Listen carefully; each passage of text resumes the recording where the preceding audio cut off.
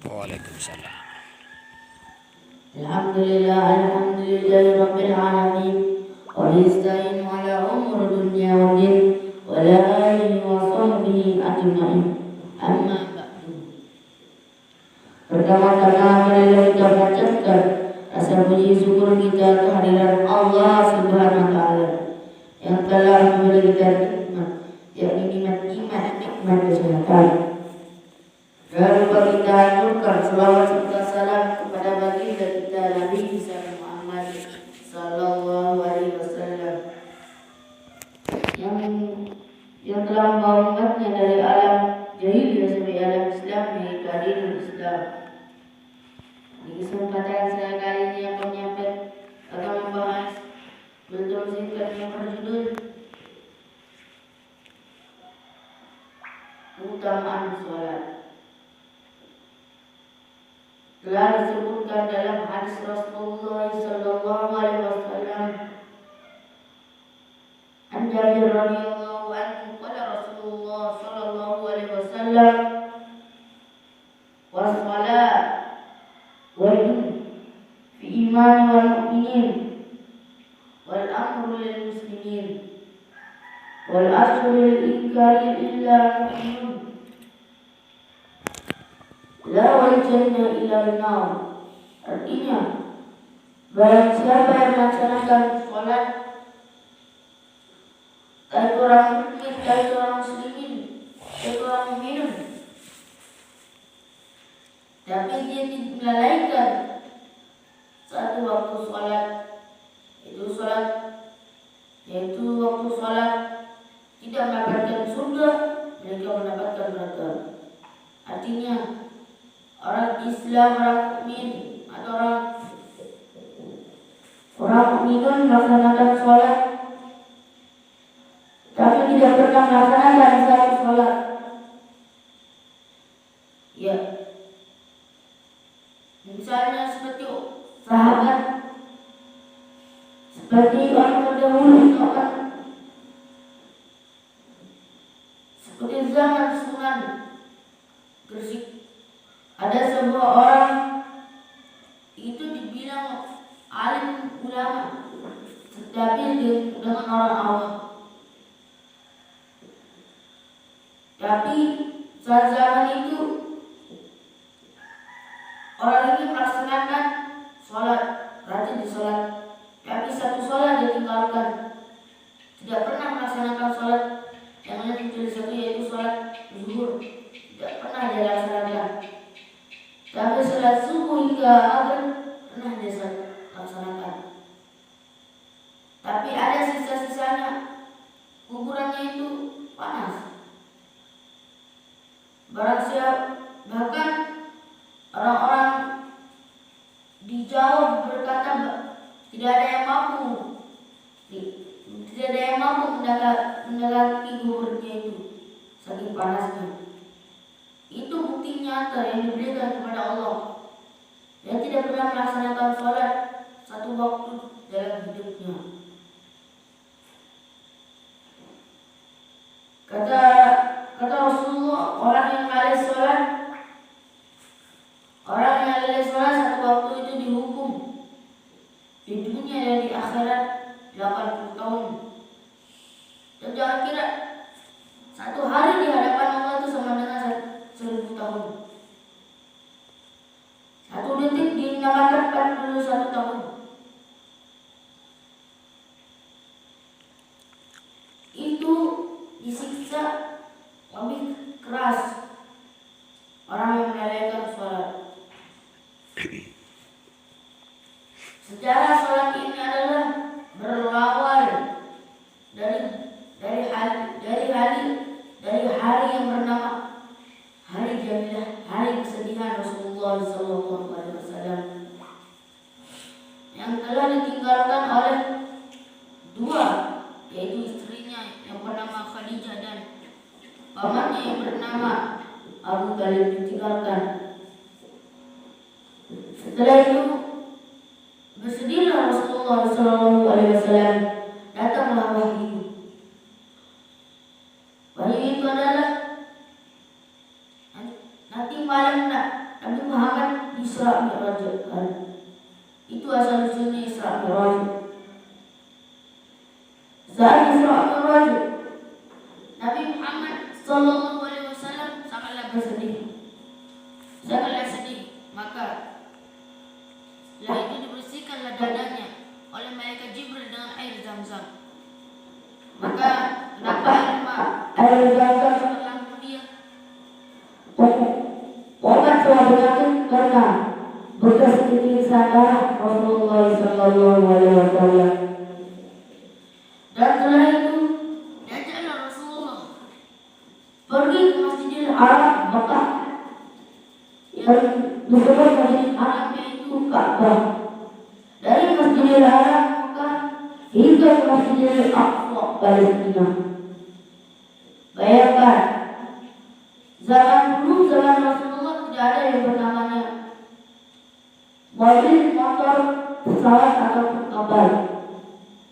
Orang kafilah dari Mesir ke Palestina menggunakan kuda menempuh perjalanan lebih cepatnya itu 1 bulan. Tapi ada izin Allah menggunakan kendaraan yang bernama buruk. Buruk ini seperti kuda punya sayap. Kecepatan buruk ini mengalahkan kecepatan anak panah. Ketika yang Masjidil Aqsa, sempat Rasulullah Sallallahu Alaihi Wasallam diperintahkan sholat Allah Subhanahu Wa Taala 1 rakaat.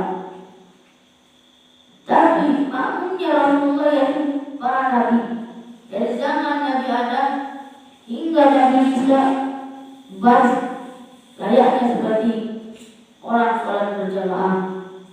Itu disebut nabi kita itu Imam Anbiya, imamnya para nabi. Setelah itu lalu melanjut pergi ke langit 1 hingga langit 7 ke Sidratul Muntaha.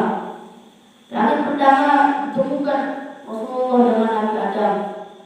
Langit kedua Nabi Yahya dan Nabi Isa. Langit ketiga ditemukan dengan Nabi Yusuf. Langit keempat ditemukan oleh Nabi Idris. Langit kelima ditemukan oleh Nabi Nuh. Langit keenam ditemukan oleh Nabi Musa. Dan langit ketujuh ditemukan oleh Nabi Ibrahim. Lalu ditemukan Nabi Muhammad dan Nabi Ibrahim. Lalu Nabi Ibrahim pun berkata, "Wahai Muhammad, sampaikanlah salamku kepada umatmu, yaitu adalah surga bukan lebar bagi umatmu. Umat dari Nabi Adam hingga Nabi Isa tidak akan masukkan surga. Haram baginya masuk surga sebelum umatmu semuanya masuk surga."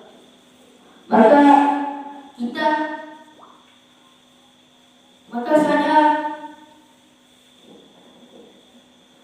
akan menghormati umatmu, yang mana Nabi Ibrahim alaihissalam dijuluki oleh Allah sebagai Al-Anbiya, bapaknya para nabi. Lalu setelah itu bertemulah Nabi Muhammad alaihissalam dengan Rabbnya, yaitu Allah Subhanahu Wa Taala. Sungguh pertemuan itu sangatlah mulia. Kenapa dibilang mulia? Tidak ada nabi sedikit pun yang bisa melihat wajah Allah Subhanahu Wa Taala. Jangankan wajahnya, cahayanya tidak bisa terlihat. Nabi Musa alaihissalam pernah berdoa ingin melihat Allah Subhanahu Wa Taala, tapi cuma diluncurkan cahaya setitik yang benar hingga di bukit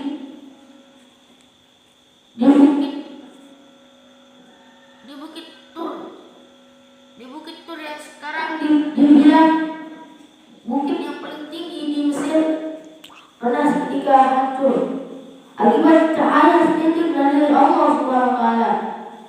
Tapi Nabi Muhammad berjumpa langsung, berhadapan. Lalu Allah berkata, "Wahai Muhammad, aku mau memerintahkanmu, yaitu perintah sholat. Sholat yang didapatkan oleh perintah Allah Subhanahu wa Ta'ala yaitu 50 rakaat. Bayangkan, 5 waktu aja ada aja orang yang lalai, apalagi di 50 waktu. Setelah mendapatkan perintah, sempat Rasulullah diperlihatkan neraka Saqar, neraka yang keenam dilihatkan, siksa-siksaan yang bagi orang yang melalaikan sholat, saking pedihnya. Lalu diperlihatkan surga Qadar, surga yang kedua untuk orang yang sering melaksanakan sholat.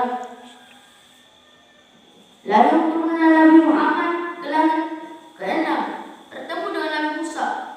"Wahai Muhammad, berapa dikasih perintah sholat?" Lalu Nabi Muhammad berkata 50. Lalu Nabi Musa berkata, "Udah berulanglah untuk umatmu dan kamu, karena saya tidak mampu melaksanakan sholat satu waktu, apalagi Bani Israel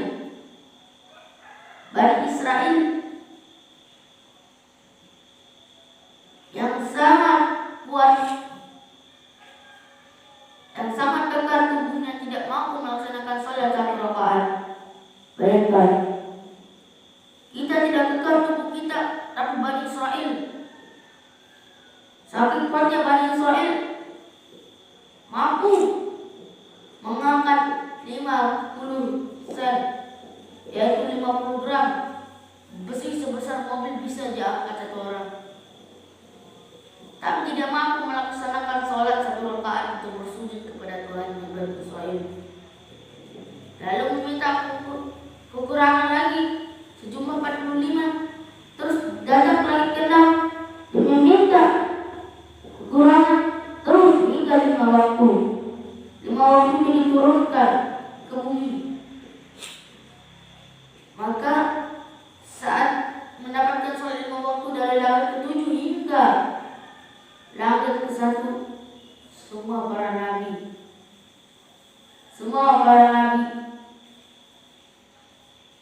ingin melaksanakan sholat, tapi tidak boleh.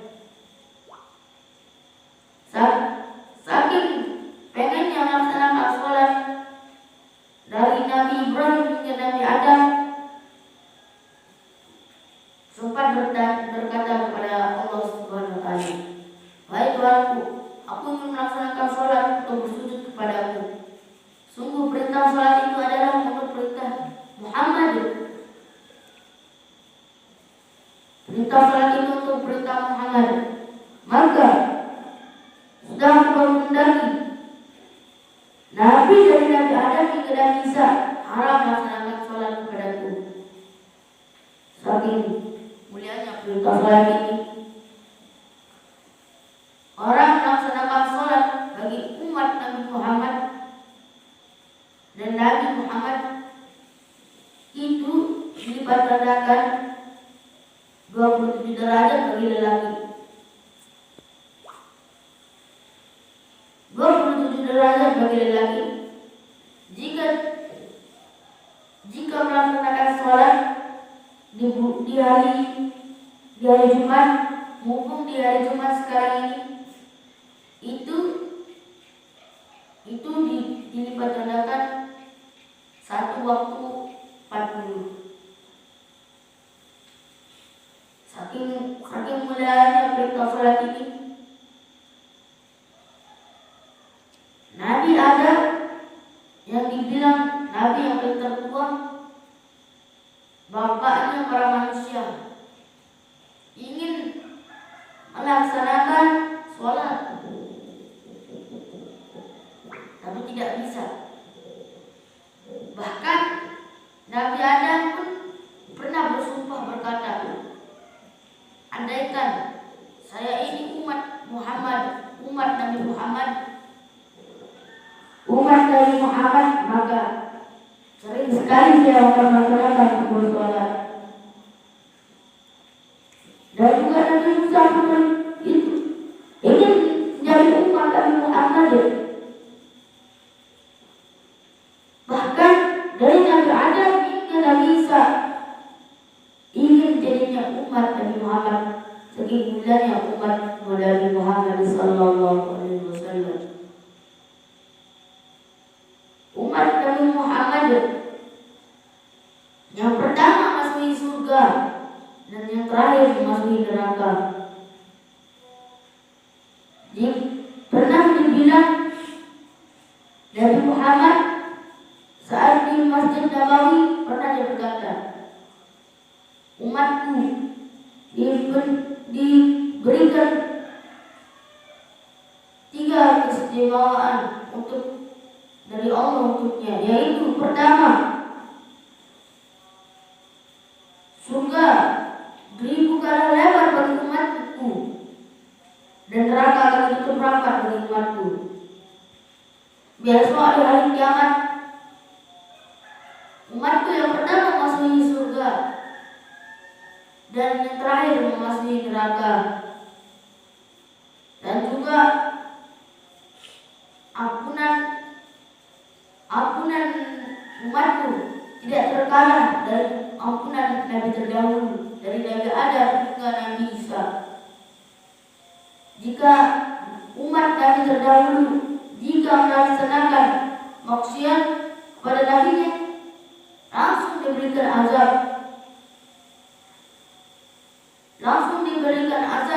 yang pedih, langsung diazab seperti Nabi Musa. Terus yang kedua yaitu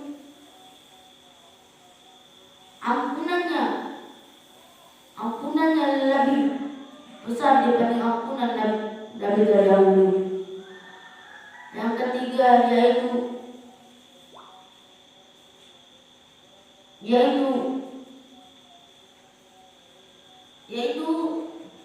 sholat.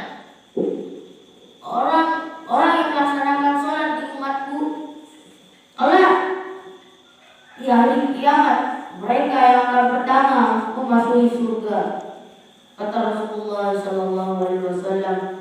Sekian, assalamualaikum warahmatullahi wabarakatuh.